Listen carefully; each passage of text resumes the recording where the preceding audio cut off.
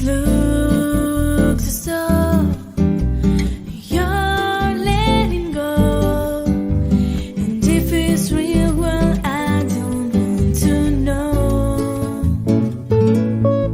Muy buenas tardes, buenas noches, buenas madrugadas, porque ya en España dentro de pocos minutos es de madrugada. Para la Organización Panamericana de Crohn y Colitis, ANCO, es un verdadero honor haber organizado y presentar para todos ustedes este webinar con motivo del Día Mundial de la Enfermedad Inflamatoria Intestinal. Será una reunión como lo que somos, en familia. Las moderadoras, la doctora Sirla Salman, vicepresidenta de PANCO, el doctor Sócrates Bautista, tesorero de PANCO, y la doctora Marta Machado Bregner, presidenta del grupo ABCD de Brasil. Adelante, doctora Sirla Salman. Bem, vamos começar com nossa conferência. Eu gostaria de invitar a doutora Yamil Zabano, que é a atual presidente do LGTECO. Mas sim, graças por ter aceitado nossa invitação.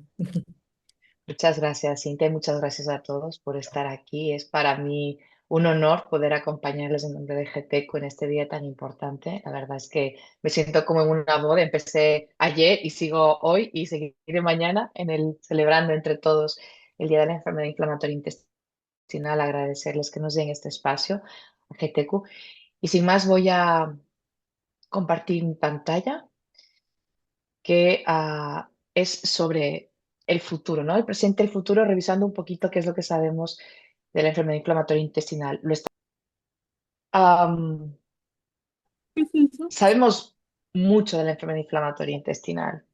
Sabemos que, sobre todo ahora, todo lo que le decimos enfermedad inflamatoria intestinal, estamos entendiendo, y sobre todo la colitis ulcerosa, que será lo que quiero un poco adentrarme más ahora en esta pequeña charla, es que todo le decimos colitis ulcerosa o todo le decimos enfermedad inflamatoria intestinal, pero si rascamos un poco, vemos que por dentro 2 pacientes o 3 pacientes o 10 pacientes con colitis ulcerosa, cada uno tiene un interior diferente, tiene un genoma diferente, sobre todo tiene una epigenética diferente y eso hace que se comporten diferente.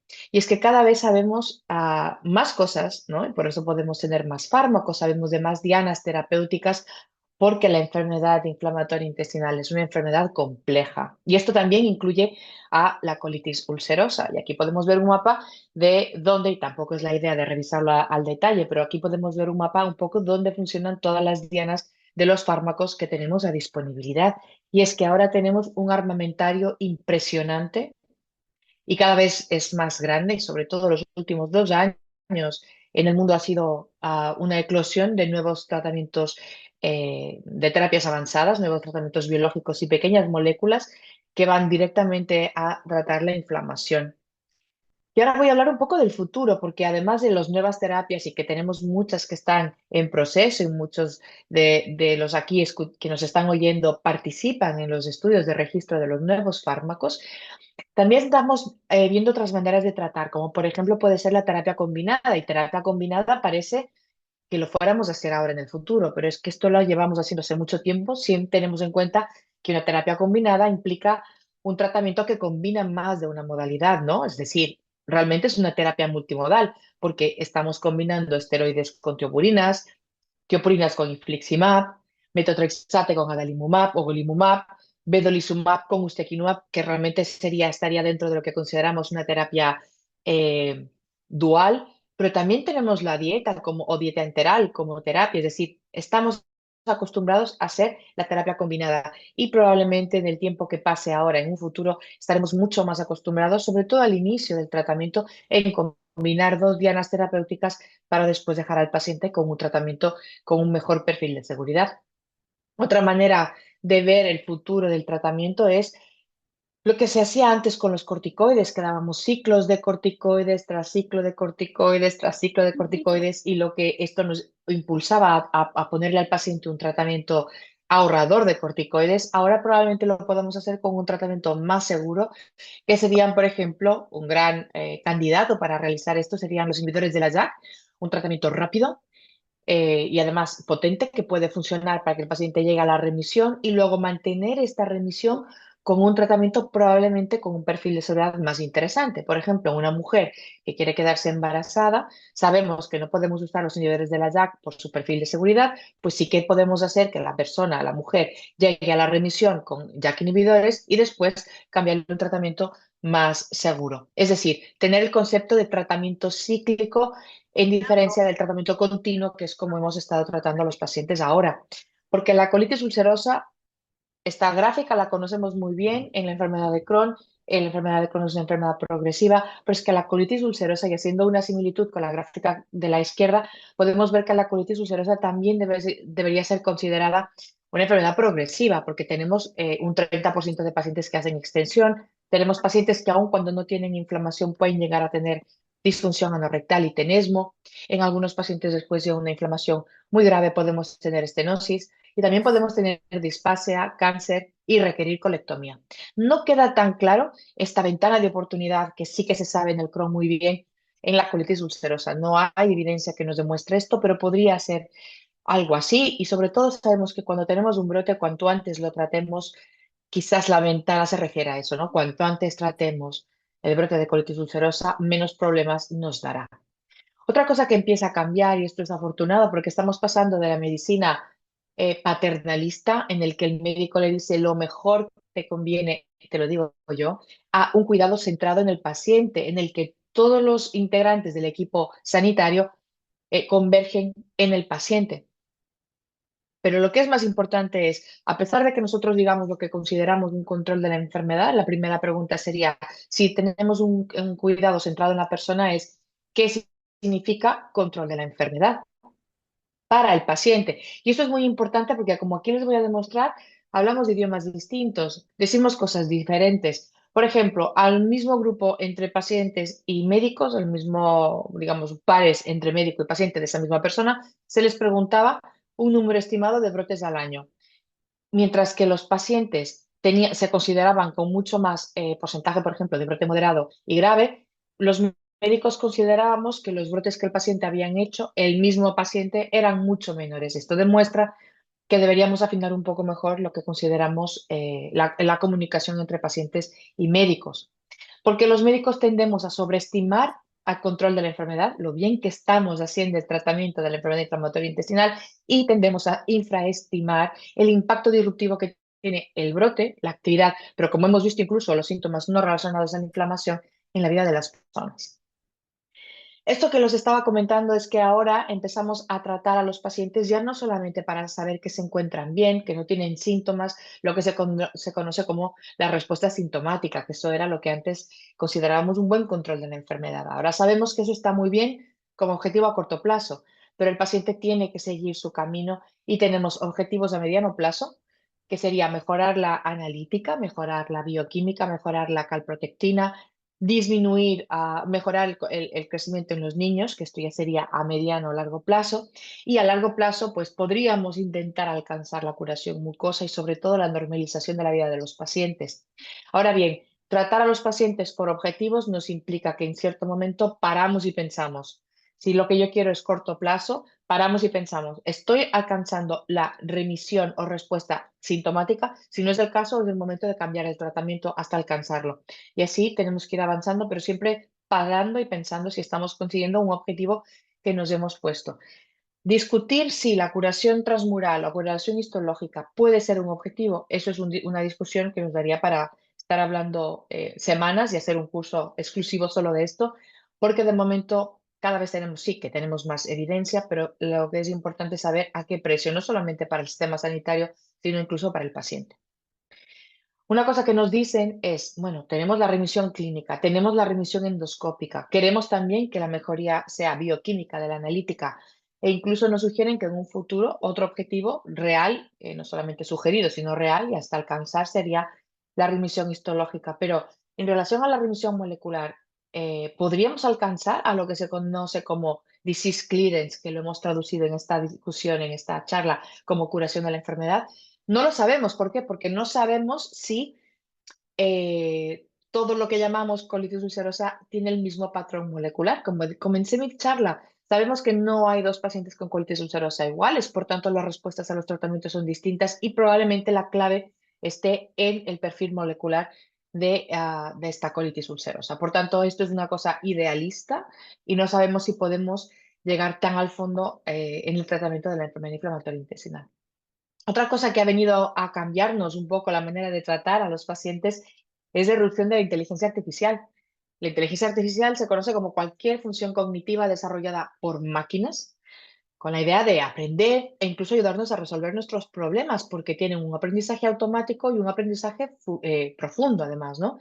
¿Y cómo lo podemos utilizar? Pues, por ejemplo, haciendo un análisis de gran cantidad de datos, nos puede encontrar unos targets que se repitan o que tengan una significación estadística. Podemos hacer estadística muy completa utilizando inteligencia artificial. Podemos intentar hacer predicción de enfermedad inflamatoria intestinal preclínica, también utilizando biomarcadores. Podemos intentar caracterizar la enfermedad inflamatoria intestinal, agrupando pacientes, como vemos en el gráfico. También podemos intentar predecir la respuesta. Tenemos unos factores que lo ponemos con inteligencia artificial y nos dará una predicción porque sabe que tal factor tiene tal peso. Pero también podemos predecir la evolución, también podemos predecir si el paciente requerirá o no cirugía. Se podría utilizar inteligencia artificial para optimizar el tratamiento y también para mirar la adherencia y para que, en definitiva, el seguimiento sea más eficiente, incluso ayudándonos a la detección de neoplasia. Esto nos acerca cada vez más a la ansiada medicina de precisión, porque a día de hoy muchos de los factores relacionados con un mal pronóstico nos llegan demasiado tarde. Es decir, paciente que debuta en edad pediátrica o paciente que debuta con un fenotipo complicado, ya está debutando tarde, ya estamos encontrándolo tarde cuando ya el factor está se ha establecido. Entonces, lo que es importante es poder predecir la respuesta biológica a priori, y esto es algo que no estamos abordando, ¿vale? Entonces, la idea es conseguir una medicina personalizada en el que el médico pueda optimizar el beneficio terapéutico para un grupo de pacientes con unas características concretas, porque medicina de precisión es saber cuál es el mejor fármaco para mi paciente, pero también saber si le va mejor un tratamiento médico o una intervención quirúrgica. Por ejemplo, esto sabemos del estudio LIDIC, donde quizás en una enfermedad circunscrita con un tratamiento quirúrgico evitamos tratamiento médico. ¿Es necesario el tratamiento en mi paciente a largo plazo o lo puedo solamente dar por ciclos o lo puedo dar solamente por un momento? ¿Mi paciente tendrá riesgo de hacer complicaciones? ¿Lo puedo quitar con garantías? ¿Cuál es el rol de los determinantes medioambientales? Porque no será lo mismo un medio ambiente en el primer mundo, en el mundo industrializado o en el tercer mundo. La dosis de tratamiento de mi paciente es correcta, sigo las guías, pero es correcta, está infradosificado, está sobredosificado. ¿Cuál es la mejor estrategia de monitorización para mi paciente en esta situación concreta? Y puedo yo plantear desintensificación con garantías. Son muchísimas cosas que nos viene a dar la medicina de precisión y con esto voy a acabar. Resumo, estamos viviendo una era de grandes avances en el manejo de la colitis ulcerosa. ¿Por qué? Porque tenemos cada vez más fármacos, tenemos nuevas vías fisiopatológicas para poder abordar esta misma enfermedad, conocemos cada vez mejor la enfermedad, sabemos más los targets que deberíamos tratar. Tenemos cada vez en cuenta más la voz del paciente, participan activamente en la toma de decisiones y eso hace que sea una medicina consensuada. Ya nos estamos haciendo un plan de acción, que es como un mapa de carreteras donde sabemos dónde podemos parar, qué tenemos que buscar y si lo que estamos buscando no lo encontramos, tirar para atrás, cambiar la estrategia terapéutica y seguir avanzando. Los objetivos, es verdad, son ambiciosos, queremos llegar a la curación histológica y tenemos que saber si eso realmente le va a cambiar la evolución a nuestros pacientes, pero en definitiva estamos un pasito más cerca de la ansiada medicina personalizada. Muchísimas gracias por la atención y si quieren tomo preguntas y si no pasamos a la siguiente charla. Voy a dejar de compartir. Muchísimas gracias, apreciadísima doctora Yamile Sabana, por tu excelente conferencia. Es un tema definitivamente, como lo decías, muy importante que debemos tener presente por todo lo que viene y por todos los adelantos que se van a seguir viendo. por ser una conferencia magistral, pues yo creo que no vamos a formular preguntas, pero yo sé y estoy seguro que todo quedó absolutamente muy claro. Doctora Sirla. Graças, pela conferência, foi fantástica. E agora vou passar para Dr. Sócrates para continuar. Bien, Silvia, muchísimas gracias. Gracias a todos, gracias por estar. Yo quiero presentar ahora al doctor Joaquín Poza. El doctor Joaquín Poza es vicepresidente de la Asociación Española de Ecografía Abdominal.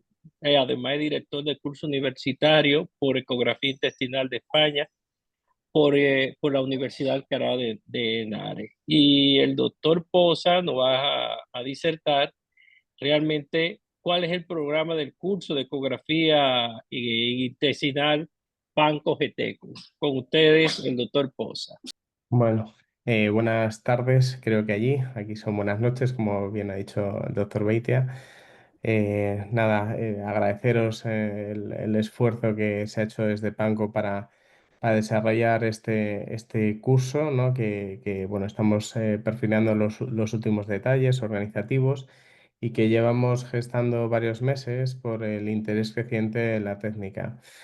Es una técnica que desde hace muchos años se habla de ella, pero el conocimiento y el uso en la práctica clínica es realmente bajo, ¿no? Por eso la necesidad de crear estos grupos formativos. También agradecer a la doctora Yamile Zabana por el esfuerzo en esta coordinación y que este curso pues tenga viabilidad y calidad sobre el mismo. Sin más dilación, pues voy a presentar unos mínimos comentarios sobre las grandes ventajas que ofrece la técnica y, bueno, pues hablaremos aspectos organizativos igual del curso que pueden tener más interés. Como digo, la ecografía intestinal no es una técnica nueva, sino que ya las sociedades científicas llevan posicionando desde hace años. La sociedad igual de referencia es la EFSUN, que es la Federación Europea de Ultrasonidos, que ha publicado distintas publicaciones acerca del uso de la ecografía en la patología del tubo digestivo, no solo en enfermedad inflamatoria intestinal, sino apendicitis, diverticulitis, enfermedades neoplásicas, infecciosas y bueno, pues desde hace muchos años ya disponemos de estos documentos de posicionamientos de la SUM. La Sociedad Española de Radiología también ha publicado en castellano distintos documentos acerca de la revisión de la implementación de la ecografía intestinal en distintos escenarios clínicos.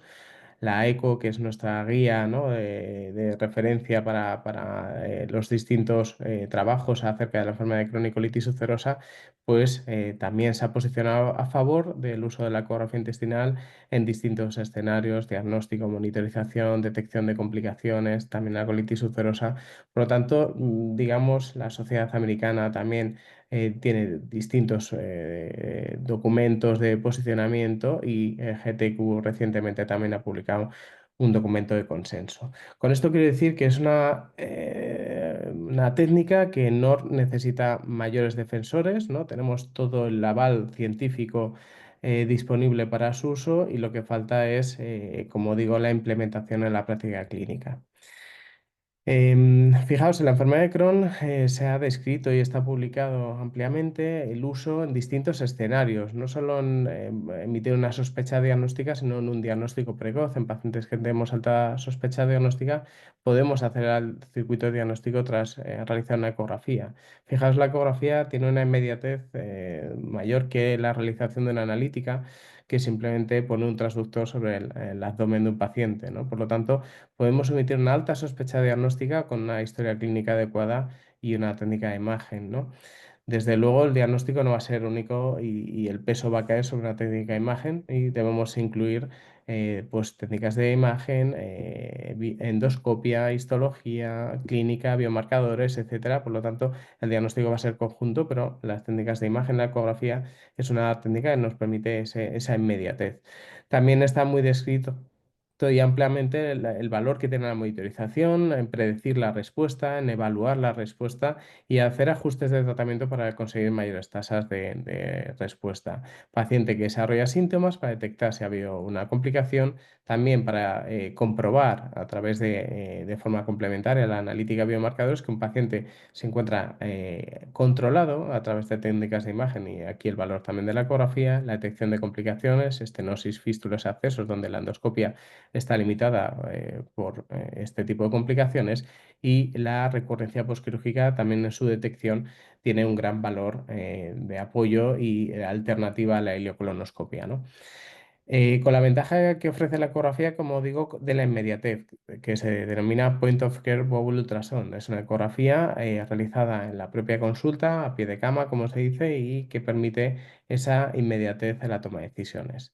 En la colitis ulcerosa, donde más evidencia existe, es en la valoración de la extensión. En un brote moderado o grave de colitis ulcerosa es detectable con ecografía y podemos valorar adecuadamente la extensión de la enfermedad. Muchas veces hacemos una exploración ilimitada en los últimos centímetros para descartar CMV en un brote grave, ¿no? El paciente hospitalizado y queremos ver si esa posible colitis izquierda ha progresado a una pancolitis o una proctosimoiditis, por ejemplo, ha progresado a tramos más proximales. Pues de forma muy fácil y sencilla podemos valorar la extensión.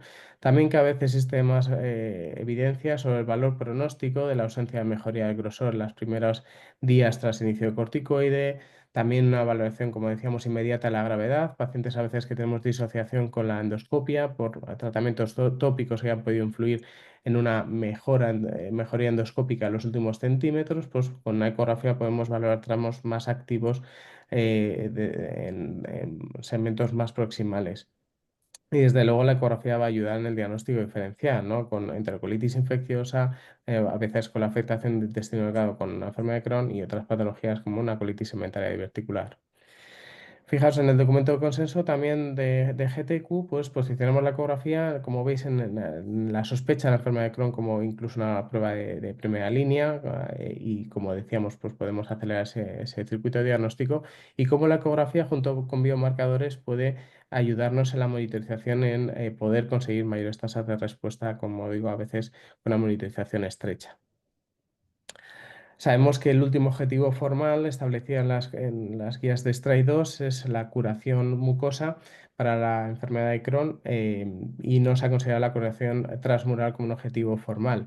Si bien es cierto que el grado de implementación de las STRAI 2 sabemos que es baja y esto se describió ya hace muchos años, que el número de pacientes que se realizaban 2, 3 o 4 endoscopias disminuyen, como veis claramente, para conseguir este objetivo de curación mucosa, porque sabemos que no hacemos una endoscopia de forma repetida sobre los pacientes por lo invasivo, lo incómodo que es para los pacientes. Y más recientemente, porque esto es una publicación de hace 10 años, se ha recogido a nivel nacional, es un estudio internacional, pero se ha recogido la experiencia española del grado de implementación de las STRAI 2 y como veis, la tasa de endoscopia en pacientes con enfermedad de Crohn en los últimos de 12 meses es relativamente baja, pero también refleja el bajo implementación de la ecografía. Por lo tanto, son técnicas que nos va a poder ayudar también a indicar menos la endoscopia, en este caso la ecografía, y vamos a ver también su valor. También se sabe que la ecografía acorta el intervalo de la toma de decisiones y este es un estudio retrospectivo, 63 pacientes que se encontraban clínicamente activos tras la inducción y se compararon dos estrategias de manejo, una convencional frente a otra guiada por eco. Como veis, el tiempo hasta que un paciente conseguía la remisión clínica se reducía a la mitad en el grupo manejado, digamos, por eco, en el manejo guiado por ecografía frente al manejo convencional y el retraso hasta conseguir la remisión clínica no fue dependiente del fármaco que se empleó, sino del retraso hasta los resultados de una calprotectina o de una endoscopia. De tal forma que nos ayuda a la toma de decisiones y consigue tasas de remisión clínica de forma más precoz que cuando no disponemos de la técnica. Pero es que también algo muy interesante es que disminuyen las indicaciones de endoscopia y este es la experiencia de un centro, cómo recogen la tasa de endoscopias previa a la instauración de la ecografía intestinal de 29 endoscopias por cada 100 pacientes y posterior a la implementación de la ecografía intestinal y ves cómo se reduce a la mitad y especialmente es así para la enfermedad de Crohn y menos para la colitis ulcerosa. Por lo tanto, disminuye la presión sobre las salas de endoscopia y lo que es más atractivo para el paciente, menos necesidad de hacer una endoscopia para evaluar distintos aspectos de la enfermedad. Pero es que además sabemos que es una herramienta coste efectiva y en este estudio de análisis de coste lo que evaluaban era la estrategia más precisa y más barata y era la ecografía junto con la ileocolonoscopia en pacientes con sospecha de enfermedad circulatoria intestinal. De tal forma que, como veis, es la técnica diagnóstica o de monitorización más barata que vamos a poder emplear en comparación con el resto de técnicas que utilizamos habitualmente. Y cuando preguntamos al paciente sobre la aceptabilidad de la prueba o la utilidad percibida, como veis, la ecografía se compara a las molestias de una extracción de la analítica o cuando se le pregunta a un paciente sobre la utilidad o la calidad de la prueba que se ha realizado tras una ecografía intestinal, como veis, es superior a si se hubiera realizado una cápsula o una resonancia. Por lo tanto, si tanto las molestias, ¿no?, como la calidad percibida por el paciente son superiores a otras técnicas que igual el médico consideran que son mejores, ¿no? Pero es que la ecografía no solo está pensado para la enfermedad inflamatoria intestinal y como hemos dicho, existe amplia evidencia para otras patologías del tubo digestivo y también, pues en ocasiones nos vamos sometidos a hacer un diagnóstico diferencial. Para ello nos vamos a apoyar no solo en el patrón de capas, que esto pues es algo más del contenido del curso y que también quería hacer mención se evaluará también estos aspectos, sino también dónde se localiza el segmento afecto, ¿no? Y desde luego, pues es algo que en manos, digamos, de un clínico, pues nos va a ayudar a orientar de forma más adecuada a los pacientes. Algo que se ha dicho siempre es que la ecografía es una exploración explorador dependiente, valga la redundancia, ¿no? Y que tiene una complejidad mayor a otras técnicas. Y vamos a ver que no es así. Se estima que la curva de aprendizaje de la ecografía intestinal está en torno a 150 a 200 exploraciones. Y este es de los pocos trabajos que se compara cuál es la concordancia con el experto en dos médicos que tenían experiencia en ecografía intestinal y en ecografía, perdona, abdominal y dos que no tenían experiencia en ecografía abdominal y como es la concordancia entre los observadores se igualan con el experto a las 100 exploraciones en los médicos que tenían experiencia en ecografía abdominal y a las 150 en estos aspectos, grosor, adenopatías y dilatación de 25 milímetros, tras 150 exploraciones en los que no tenían experiencia en ecografía abdominal. Por eso se estima que en torno a unas 150 exploraciones son necesarias para superar la curva de aprendizaje. ¿Pero es superior a otras técnicas que utilizamos? Pues el anterior-RM, fijaos que se ha evaluado también la concordancia con el experto y se evaluaba en 14 radiólogos y 17 residentes y tras 100 exploraciones la concordancia con el experto era 0,75, por lo tanto no era perfecta después de 100 exploraciones tuteladas y evaluados con un experto. Y otras técnicas, como digo, que utilizamos en la práctica clínica, como la colonoscopia, la CPR o la condoscopia, no tienen una curva de aprendizaje inferior a la descrita por la ecografía intestinal. Por lo tanto, no es una técnica imposible, desde luego no es una técnica invasiva y podemos hacerla sin miedo a condicionar un daño para el paciente, más allá de superar esa curva de aprendizaje y que en esas primeras exploraciones pues no se tomen decisiones definitivas y que puedan ser complementarias a la práctica clínica habitual en ese momento. Como decía, y esto es un poco el día en el que pues, se va a presentar el grupo el curso, perdona, de ecografía intestinal en Latinoamérica. Como digo, ha sido un esfuerzo entre PACO y GTQ de la mano del doctor Beitia y de Yamile Zabana. Y bueno, pues hemos coordinado el contenido teórico y el formato del curso pues a través de una formación teórica mediante unas webinar que se emitirán en directo. Con una periodicidad cada 2 semanas el contenido teórico en la plataforma también de una serie de casos clínicos reales, reflejando un poco el valor práctico en la implementación de la práctica clínica y al finalizar el curso en una evaluación del alumno mediante un examen tipo test. Se emitirán los sábados por la dificultad horaria y la diferencia horaria, sobre todo entre España y los distintos países de Latinoamérica, será a las 16 horas española y a las distintas horas que veis en Latinoamérica.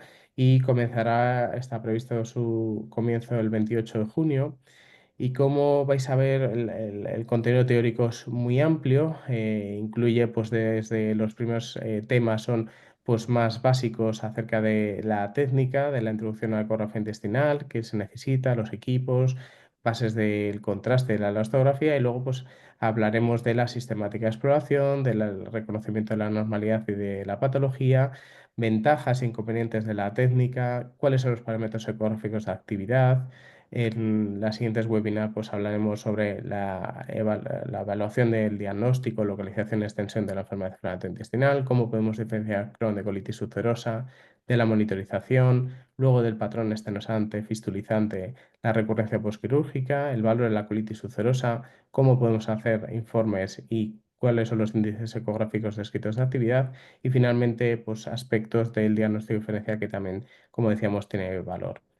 Como digo, es un contenido teórico amplio, va a ser un trabajo arduo y muy exigente. Incluyen pues, profesores que ya tienen experiencia en España, doctor Fernando Muñoz del Hospital de Salamanca, actual presidente de la AED, que es la Asociación Española de Ecografía Digestiva, la doctora Suárez, que trabaja conmigo en el Hospital Universitario de La Paz, Berta de las Heras del Hospital 12 de Octubre y dos profesoras representando hospitales de Latinoamérica y que bueno, pues van a complementar y dar también apoyo al curso pues para distintos contenidos, como veis, teóricos en el programa del curso. Muchísimas gracias, Joaquín. No sé si se van a hacer preguntas. No, realmente, gracias, Sócrates. Lo que queremos es llamar a la doctora María Teresa Galeano, que nos acompañó en la coordinación de este esfuerzo, pero los sueños se hacen realidad, lo he dicho en varias oportunidades. No fue fácil, Joaquín, María Teresa, pero hoy ese sueño se está anunciando y definitivamente era un compromiso para Panco traer la ecografía intestinal a Latinoamérica. Invitamos a IBUS para que nos acompañara. En un principio se comprometieron en unirse a nosotros, estuvimos en varias reuniones. Lamentablemente no van a poder estar en esta oportunidad, pero la idea es sembrar esos conceptos fundamentales de la ecografía intestinal y que después cada país decida cómo va a ser esa parte presencial para esa formación tan importante en este método diagnóstico tan relevante en la enfermedad inflamatoria intestinal. Apreciada doctora María Teresa Galeano, sus palabras. Tardes para todos. Realmente es para toda Latinoamérica muy importante el desarrollo de la ecografía intestinal en el manejo de la enfermedad inflamatoria intestinal. Primero quiero agradecer al doctor Beitia su persistencia con esta idea y con como él lo menciona, sueño para poderlo implementar. Es un inicio. Quiero agradecer muy especialmente a la doctora Sabana como presidenta de GTECU y agradecerle al doctor Poza. El programa es magnífico, es un programa que abre la mente, las expectativas en todos los países de Latinoamérica para que implementemos. Es un comienzo, porque como lo mostró el doctor Poza en sus diapositivas, el tener una competencia requiere más que lo que hemos planeado en este curso. Es una educación continua y queremos que Latinoamérica empiece toda junta. Probablemente, como lo mencionó el doctor Beitia, cada asociación y en cada país de Latinoamérica lo continúe con los programas de educación presencial, con el programa y el training de los que podamos clasificar en esta primera parte para ser líderes de cada país. Pero estamos seguros de que va a ser en beneficio de nuestros pacientes, en beneficio del desarrollo, del conocimiento y del manejo sobre todo, siempre centrado en nuestro paciente. Queremos nuevamente expresar toda nuestra gratitud por este gran esfuerzo e invitar a toda Latinoamérica a que disfrute de este curso. Es un curso gratuito, es algo que lo debemos hacer con toda la pasión para poderlo culminar. Es largo, tiene un esfuerzo, va a ser evaluado, pero va a tener grandes recompensas en el manejo de nuestros pacientes al implementar una técnica de bajo costo que es realmente necesaria en nuestro continente. Quiero agradecer nuevamente y continuemos pues con su programa, doctor Beitia, doctor Poza, doctora Sabana, doctor Sócrates, mil gracias. Muchas gracias. Doctora Galeano, muchísimas gracias por ese trabajo, por ese acompañamiento. Apreciadísimos doctores Yamil y Sabana, no saben cuánto le agradecemos, doctor Joaquín Poza, a GETECU que nos acompañe en esta meta. Siempre que hemos realizado nuestros grandes proyectos, GETECU ha estado presente y una vez más nos sentimos sumamente contentos y orgullosos porque este trabajo y este resultado para Latinoamérica lo haremos junto a ustedes. Sabemos que ya en España es de madrugada, pero por favor, el saludo final para que vayan a descansar. Gracias a vosotros también por contar con nosotros y nada, que tengáis un feliz día de la enfermedad inflamatoria. Así es, por aquí seguimos. Un É, abrazo, buenas noches. Hasta Muchísimas luego. gracias. Lo estamos logrando y también tenemos que anunciar ya para cerrar esta parte algo que muchas sociedades de gastroenterología y grupos de enfermedad inflamatoria intestinal nos han solicitado, y es que con todas esas conferencias extraordinarias de expertos en enfermedad inflamatoria intestinal que hemos ido recopilando, presentemos con aval universitario un diplomado de enfermedad inflamatoria intestinal para médicos jóvenes, para miembros de PANCO, para grupos jóvenes de PANCO y para residentes de gastroenterología, y estaremos anunciándolo en muy pocos días cómo se va a desarrollar también desde el mes de junio esta actividad. Entregamos esta gestión la primera semana de noviembre, pero tenemos varios meses para continuar trabajando y sabemos que la próxima junta directiva hará un trabajo extraordinario para seguir llevando a Panco por el camino de la excelencia después de esas dos gestiones tan brillantes como las de nuestros amigos Jesús Yamamoto y ese gran señor de la enfermedad inflamatoria intestinal, a quien tanto aprecio, doctor Flavio Steinburg. Y a propósito del doctor Flavio, llegamos a un momento especial, sumamente especial, momento que nos llena de satisfacción, y quienes van a presentar este gran momento son las doctoras Sirla Salman y la doctora Marta Machado. Adelante, doctoras.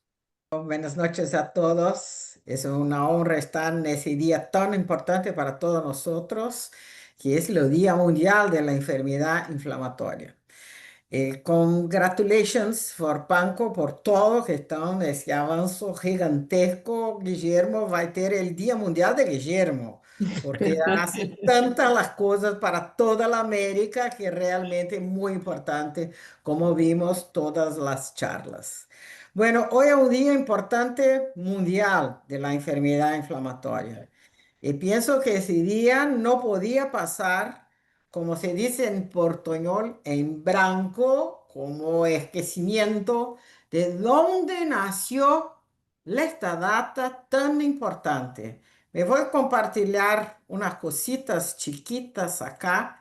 Y tenemos que decir que es una data que es conmemorada en todo el mundo gracias a Dios, a nuestro querido colega Flavio Steinburg. Aquí no vamos a hablar de toda su gigante trayectoria, mas yo quiero con mucho placer falar dos cosas importantísimas. El Día Mundial de la Enfermedad Inflamatoria fue instituido el año de 2010 por idea de nuestro colega amado Flavio Steinhorst. Te voy a contar la historia, que después Flavio puede decir con más precisión. Había una reunión en DDW con la Sociedad Europea, con EFCA, ECO y la Sociedad de Australia. El doctor Flavio dice, tenemos que tener un Día Mundial de la Enfermedad Inflamatoria. Entonces miran, de Brasil que veo la idea de tener el Día Mundial. Entonces fue con el objetivo de llamar la atención de la enfermedad, hacer políticas públicas individuales, entonces unirse todo el mundo en una data. Gracias, doctor Flavio, que propuso esa data. ¿Y por qué día 19? Una vez, doctor Flavio me explicó que el calendario de Homer, que es un calendario judaico, que es 45 días, que no me esquezo, entre la Pascua de Pesach y los días de Pentecostés, caía justo en 19 de mayo. ¿Y por qué la color? ¿Por qué la color violeta? Acá en Brasil llamamos rojo. Pues ahí se empezó que tenía otras enfermedades con otros colores y en esta época, en 2010, no había nada en rojo, en violeta. Entonces, bueno, vamos para violeta. Entonces acá es una homenaje a quien crió la data, doctor Flavio Steinborts, y que bien esto, cuando aceptamos nuestros límites, conseguimos ir além deles. Y ahí está en Brasil, que no tenemos un día solamente, llamamos de mayo, mayo rojo, porque todo el mes acá estamos envolvidos en divulgar la enfermedad inflamatoria. Entonces, yo dije para usted que tenía dos cosas de doctor Flavio. El Día Mundial de la Enfermedad Inflamatoria, que estamos hoy, justo en este día, y acá la fundación, hace 26 años, en 1999, doctor Flavio Steinwurz nace la Asociación Brasilera de Colitis y Enfermedades de Crohn, que tengo la enorme honra de ser la actual presidenta, que yo digo que yo soy hija de Flavio, porque acá surgió la idea de una asociación en Brasil, que acá tenemos doctor Korenitz en Brasil haciendo la inauguración de la asociación con depoimientos de personas importantísimas del mundo, dando total apoyo para que los médicos, los pacientes, los psicólogos, toda la familia estemos unidas en una enfermedad inflamatoria. Y desde entonces no paramos más de hacer cosas al pro de los pacientes. Miren que en 2010, doctor Flavio ya había una encarte en un magazine para divulgar los Día Mundial de la Enfermedad Inflamatoria Intestinal. Estamos todos muy gratos por esa idea genial del doctor Flavio. Por eso miren que acá es lo primero llamado en 2010 para todos los brasileños ir para las calles con violetas para llamar la atención del Día Mundial. Y ahí estamos nos con muchas cosas. Porque es preciso luchar por nuestros ideales, estar junto a los pacientes. Doctor Flavio, hay una historia gigante en Brasil y fuera de Brasil en la Sociedad Mundial de la Enfermedad Inflamatoria. Y nosotros brasileños tenemos un orgullo gigante y queremos homenajearlo hoy, día 19, que es lo día que você, amigo Flavio Steinhorst, nos dio la oportunidad de pintar el Brasil en el mundo de violeta con todas las homenajes y con todos los respetos para los pacientes, que es lo que queremos. Estamos trabajando con ese objetivo que estar junto con los pacientes. Muchas gracias, amigo Flavio. Y todo el mundo hoy está le agradeciendo por su brillante idea y la gran divulgación de la enfermedad inflamatoria. Muchas gracias. Doctora Sirla Salman. Não temos que falar mais. Flávio é um grande amigo e, sinceramente, foi a pessoa mais importante em Brasil para começarmos a nos organizarmos em torno da enfermidade inflamatória intestinal. E cada vez mais, com sua passagem por los órgãos internacionais, tornou possível não só no Brasil, mas nos outros países da América Latina, os países que falam português ou espanhol, de estar junto nesta luta por todos os pacientes de nossos países. Então, vocês não têm solamente gratidão, mas eu conheço seu esforço, sua vontade personal em estar junto de todos esses movimentos que fazem parte de nossa vida. Obrigado. Muchísimas gracias, Marta, Sirla, por tan hermosa presentación de alguien a quien apreciamos, y estoy emocionado porque realmente él sabe cuánto lo quiero, lo aprecio y lo valoro. Solo faltó algo, Marta, y es que es, como dicen en Venezuela, un abuelo chocho por una nieta hermosa que tiene y que lo tiene, pero completamente entregado a ella. Apreciadísimo amigo, doctor Flavio Steinburg, tus palabras, estamos emocionados porque te mereces esto y todo lo mejor. Queridos, estoy emocionado realmente, no me voy a llorar, pero me pegaron muy sensible. Marta es muy querida, Sirla muy querida, y pensaron conmigo en la fundación de ABCD, están conmigo como hace 30 años. Y tú, Guillermo, siempre un amigo, un compañero maravilloso. Tu trabajo es impecable. Cuando estaba conmigo en mi presidencia, trabajabas mucho y ahora tú eres un tremendo presidente. Te congratulo mucho. Yo creo que nosotros todos que estamos aquí estamos siempre haciendo lo que es posible para mejorar la vida de las personas con enfermedad inflamatoria intestinal. A mí me sorprendió mucho cuando lo hice el Día Mundial, que fue, como Marta lo dice, algo que yo creía que era muy importante, pero no tenía ni idea que fuera a se transformar en tan grande evento en el día 19 de mayo. En aquel momento, cuando yo propuse, todos que estaban presentes, que eran la EFCA, la Asociación Americana, la CCF, la Asociación Australiana y la Canadiense, éramos 5 y todos aprobaron inmediatamente, que fue algo muy bueno. Y después nosotros tuvimos la página del Día Mundial en la OPAS, que es la Organización Panamericana de Salud.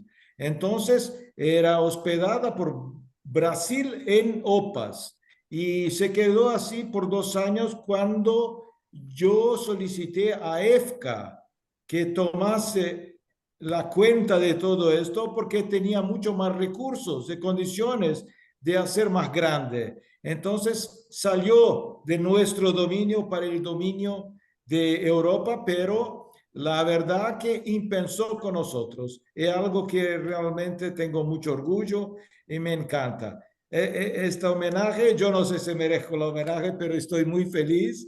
Las palabras de Marta me emocionaron muchísimo. Marta, tú eres una querida que sabe que yo amo a tú, a Sirla, y Guillermo no te amo, pero te gusto mucho. Te quiero mucho. Muchísimas gracias por todo lo que hacen. Obrigado y muchas gracias.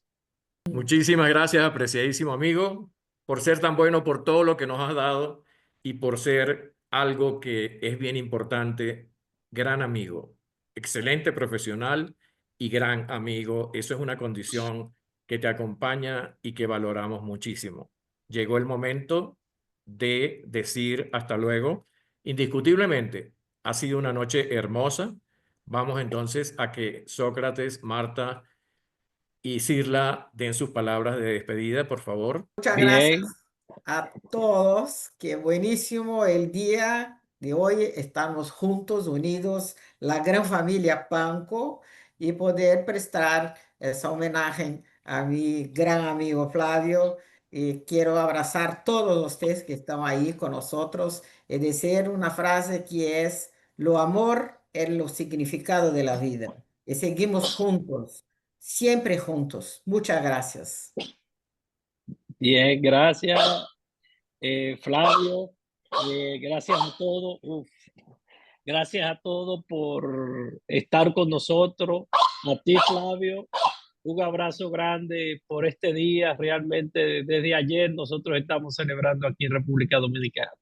Un abrazo grande. Não teria como não nos recordarmos da importância de Flávio, não só em Brasil, mas em geral no mundo, e que continua trabalhando com afinco, né, na enfermidade inflamatória intestinal e com certeza ajudando a todos nós da América Latina. Então, é muito importante esse dia, é um dia que devemos sempre nos lembrar e tentar divulgar todas as coisas que nós outros sabemos sobre a enfermidade inflamatória, porque tem muitos pacientes que não sabem que têm e não têm acesso às coisas. Então, é importante divulgarmos, conversarmos, e só tenho a agradecer por todos estarem aqui hasta a hora, nesse momento, para hacer isso conosco. Gracias. Muchísimas gracias por habernos acompañado en la organización de este gran evento, un evento en familia. Ahí está la doctora Sabana dándole un beso a Flavio, ¿sí? Un Muchísimas beso a gracias. todos, pero un beso muy especial a Flavio. Me tengo que retirar, que me voy a Colombia. Assim, Feliz Hasta sueño, luego. te queremos mucho. Cuídate. Hasta luego. Cuídate, qué bonito es ver a muchos amigos de Latinoamérica conectados en este webinar. No los puedo saludar a todos porque la lista es extensa, pero de verdad, muchísimas gracias, apreciados amigos, por acompañarnos en esta actividad que organizamos con el mejor de los cariños para todos ustedes. Y vamos a terminar invitándolos, cuando tengan tiempo, esta noche o mañana, a ver un concierto que hicimos el martes pasado y que grabamos para todos ustedes desde Venezuela para Latinoamérica, titulado Pinceladas de Jazz, para celebrar juntos, como una gran familia, el Día Mundial de la Enfermedad Inflamatoria Intestinal. Lo pueden ver en nuestro canal de YouTube, Panko IBD. Apreciados hermanos, apreciada familia Panko, muchísimas gracias por formar parte de esta gran organización. Estamos orgullosos de todo el trabajo hermoso que ustedes han realizado. Vean cuando puedan el concierto, que es un regalo para todos ustedes. Un gran abrazo, feliz Gracias. tarde, feliz noche, feliz madrugada. Nos vemos pronto.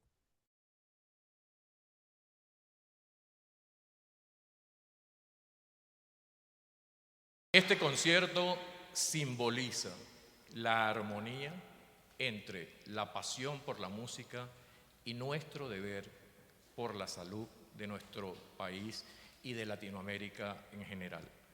Gracias por vuestro apoyo y por el regalo que nos da, desde el punto de vista musical, el Centro Nacional de Acción Social para la Música, dirigido en esta oportunidad por el maestro Javier Josué Pinto. Adelante, maestro Pinto.